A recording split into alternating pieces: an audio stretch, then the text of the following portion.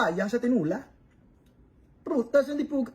Naglalagay ng prutas sa ulam? Sino bobo ang naglagay niyan? Saan mo nakuha to? Sino ba nagluto ng ganyan? Sino nagluto nito? Ako.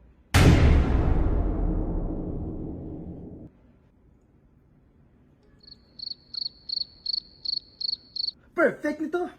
Grabe. Talaga naglalagay dapat ng prutas sa ulam. Kasi yung pineapple, pwede mo ilagay dito yung pineapple. Gusto mo lagyan mo ng pineapple to. Pizza nga may pineapple, di ba? Hawaiian, nalagyan ng pineapple. Ayaw ng iba nun, pero ako gusto ko yun eh. Lahat ng prutas, ilagyan mo dito eh. Pwede ka malagyan dito, anatelis. Anatelis na maliliit. Grabe, huwag ka na magulay. Prutas na lang lahat yan. Oo, alam mo yung fruit salad? Fruit salad, hindi yung dessert. Dapat ulam yung fruit salad.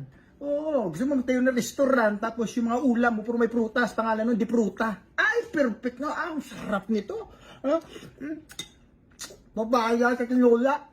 Prutas na. Grabe ito. Kahit huwag mo nalagyan ng manok, puro papaya na lang eh. Hindi.